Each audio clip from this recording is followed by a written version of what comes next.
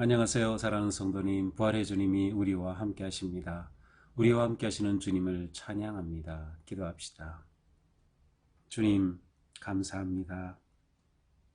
오늘도 저희들에게 새날을 주셔서 희망하게 하시고 기대하게 하시고 바라보게 하시니 감사합니다.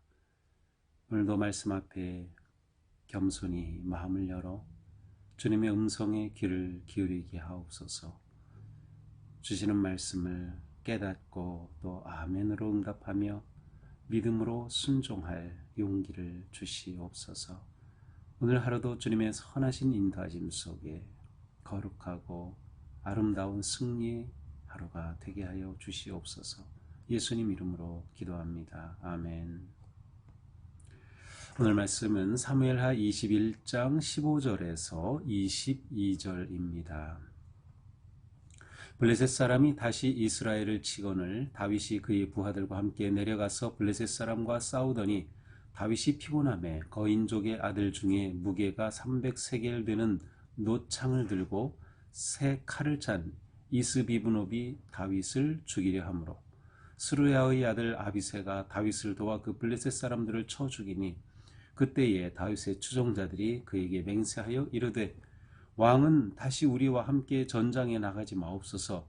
이스라엘의 등불이 꺼지지 말게 하옵소서 하니라. 그 후에 다시 블레셋 사람과 곱에서 전쟁할 때에 후사 사람 십북에는 거인족의 아들 중에 삽을 쳐 죽였고 또 다시 블레셋 사람과 곱에서 전쟁할 때에 베들레헴 사람 야레오르김의 아들 엘하나는 가드 골리앗의 아후 라흐미를 죽였는데 그자의 창자루는 배틀채 같았더라. 또 가드에서 전쟁할 때에 그곳에 키가 큰 자 하나는 손가락과 발가락이 각기 6개씩 모두 24개가 있는데 그도 거인족의 소생이라. 그가 이스라엘 사람을 능욕함으로 다윗의 형 삼마의 아들 요나단이 그를 죽이니라. 이 네 사람 가드의 거인족의 소생이 다윗의 손과 그의 부하들의 손에 다 넘어졌더라. 아멘. 자, 오늘 말씀은 이제 시기적으로 언제라고 딱 특정하기가 좀 어려운 그런 내용이에요. 그리고 이제 블레셋의 그 거인들을 물리친 이야기를 이렇게 아마 모아놓은 것 같습니다. 그러니까 오늘 말씀에 나오는 그 순서대로 막 이렇게 이어져서 이렇게 누구를 죽였고 하는 것이 아니라 이곳에서 이때 있었던 사건, 또 저 사건, 또 이 사건이 이렇게 한 군데로 이렇게 모여져 있는 그러한 내용이에요. 그래서 전체적인 내용은 블레셋의 거인족의 그러한 그 거인 대장을 쳐 죽인 그러한 내용입니다. 자, 15절부터 보겠습니다. 블레셋 사람이 다시 이스라엘을 치거늘 다윗이 그의 부하들과 함께 내려가서, 자, 블레셋은 이스라엘에게 있어서는 끝까지 가장 큰 위협이었고 대적, 적국이었습니다.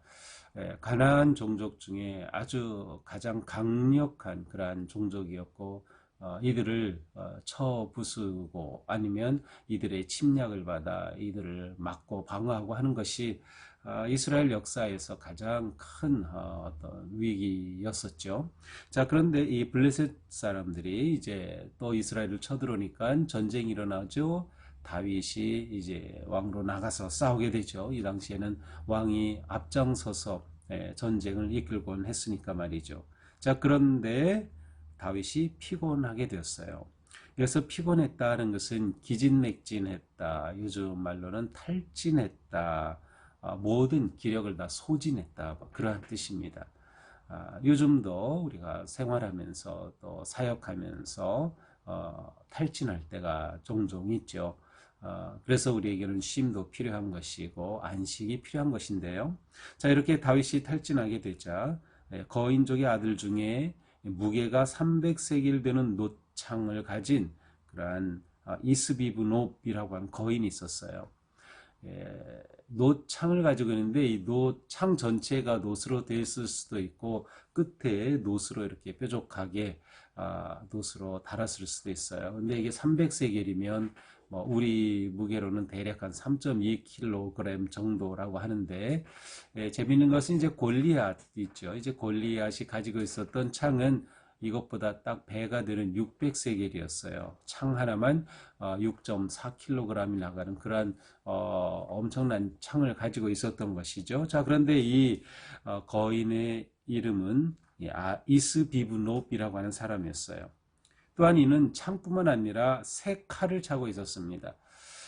상대방이 세 칼을 차고 있었다. 이것을 보면 이 당시에는 사실은 철제 무기를 가지는 것 자체가 굉장히 특별한 것이었고요. 그러니까 아무나 다 가지고 있는 것이 아닌, 특별히 이제 이 지역에서 블레셋 사람들은 철을 잘 다룰 줄 알았어요. 이스라엘은 그러한 기술이 없어서 블레셋에 가서 도움을 받아야만 하죠. 이제 철로 하다못해 농기구를 만들고 그것을 벼리는 것까지 그들의 도움을 받아야 할 정도였어요. 이러한 이스라엘은 이 철기 문화에 있어서는 아직 익숙하지 않은 그러한 나라였는데 바로 이 철로 만든 세 칼을 가지고 있는 이 이스비브노비라고 하는 거인이 다윗을 죽일 뻔한 겁니다. 다윗이 기진맥진해서 정말 위기에 처한 거죠. 그러자 스루야의 아들 아비새가 다윗을 도와 아비새는 우리가 앞에서 여러 번 봤죠.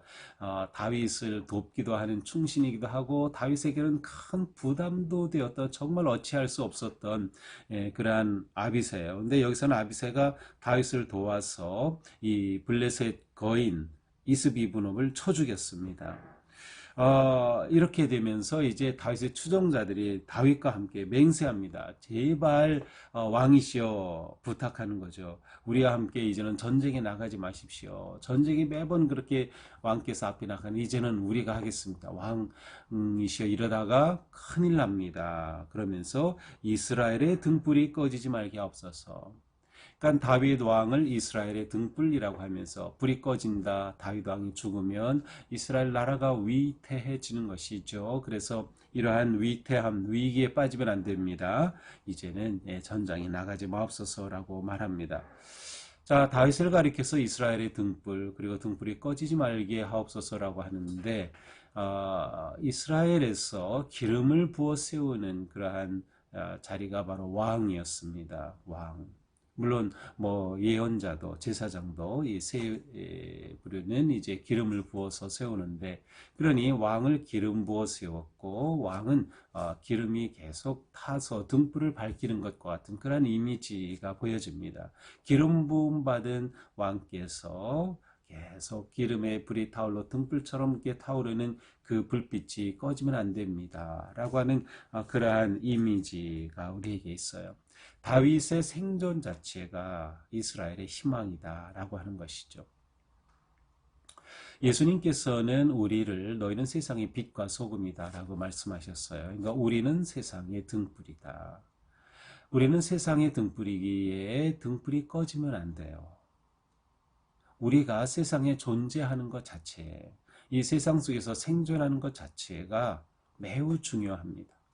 특별히 코로나와 많은 위기 속에서 우리가 그리스도인으로서 성도로서 이 세상에 존재하는 것은 세상의 등불과 같이 살아가는 거예요. 그래서 우리가 믿음을 잘 지키는 것, 하루하루 일상 속에서 말씀 따라 순종하며 거룩한 삶의 길을 걷는 것이 정말 중요한 것이다. 그것이 세상의 빛과 같기 때문이죠. 자, 이렇게 이스비브놉을 아비새가 쳐 죽인 사건입니다. 자, 18절 또 다른 사건이죠. 이후에 다시 블레셋 사람과 곱에서 전쟁할 때 이제 곱이라고 하는 곳에서 전쟁을 하는데 이번에는 거인족 중에 삽이라고 하는 사람이 또 등장했어요. 그런데 이번에는 후사 사람 십부게가 이 삽이라고 하는 거인을 쳐 죽였습니다. 자, 또다시 전쟁이 있었는데 역시 이번에도 곱에서 있었습니다. 그런데 베들레헴 사람 이아르의 오르김의 아들 엘하난이라고 하는 이스라엘의 지도자가 장교죠. 가드의 골리앗의 동생, 골리앗 동생 라흐미를 쳐 죽였습니다. 그의 창자루는 배틀째 같았다. 그러니까 골리앗의 동생이었으니 그 동생도 엄청 컸던 것 같아요. 그래서 그가 가지고 있던 창은 배틀째 같았다. 이 삼손을 골리앗을 설명할 때 이러한 표현이 똑같이 나오는데 그 동생 라흐미도 마찬가지였어요. 바로 골리앗 동생 라흐미를 고베에서 엘하난이 쳐 죽였다. 자, 또 다른 사건이 20절에 나오죠. 이번에는 가드라고 하는 곳에서 일어난 전쟁입니다. 그런데 이번에는 이 거인의 이름은 나오지 않아요. 근데 이 사람은 특이하게도 손가락, 발가락이 각각 6개씩 모두 24개를 가진 사람이었어요. 거인이면서 손가락이 하나씩, 발가락이 하나씩 더 많아요. 요즘으로 본다면 이것은 좀그 장애 있는 신체가 기형인 것으로 보겠지만 아마 이 당시에는 이게 아주 특별한 것으로 봤던 것 같아요. 더 힘이 있고 더 능력이 있는 것으로.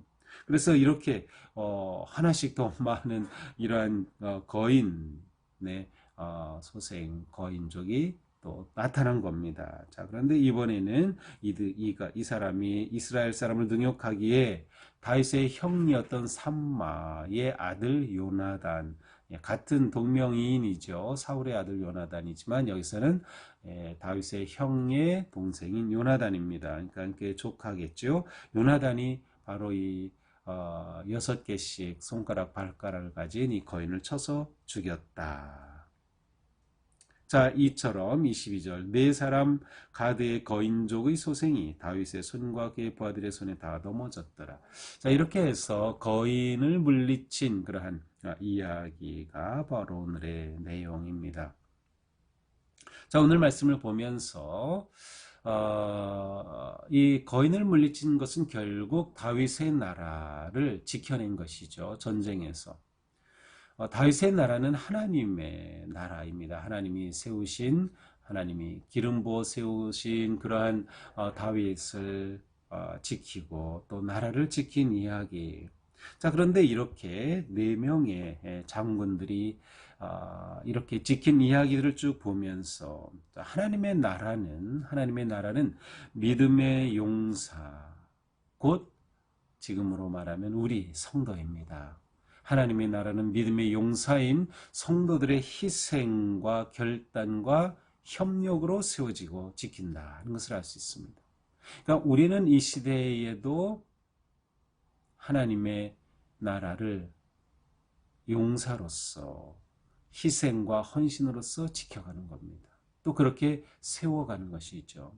그러니까 우리의 믿음의 삶은 하나님의 은혜 안에 평안한 삶이기도 하지만 동시에 모든 거인을 물리치는 이 시대 우리에게 다가오는 거인이 얼마나 많습니까? 코로나라고 하는 큰 거인도 왔고 온갖 세상에 그릇된 가치관, 온갖 문화들 이러한 것들로부터 우리는 믿음을 지켜가며 하나님의 나라를 세워갈 믿음의 용사들이다라고 하는 것이죠.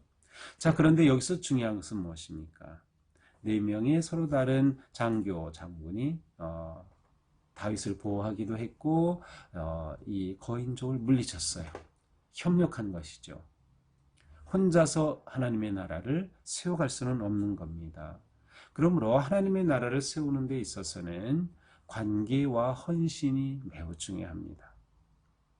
다윗과 그 부하들의 관계를 보면 다윗 왕에게 당신은 우리 민족의 등불입니다라고 하면서 위기에 빠지지 않도록 그들이 한 발 나서서 책임을 다하고 용기 있게 나서는 것이죠.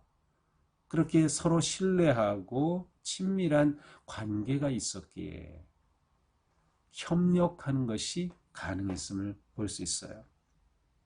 우리가 지금도 하나님의 나라를 세워갈 때 우리는 서로 협력하고 친밀한 믿음의 관계 안에서 교제를 나눌 수 있어야 합니다. 우리는 서로를 약할 때 지켜줘야 합니다.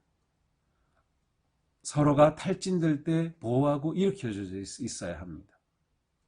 서로 간의 신뢰와 헌신과 사랑이 중요하죠.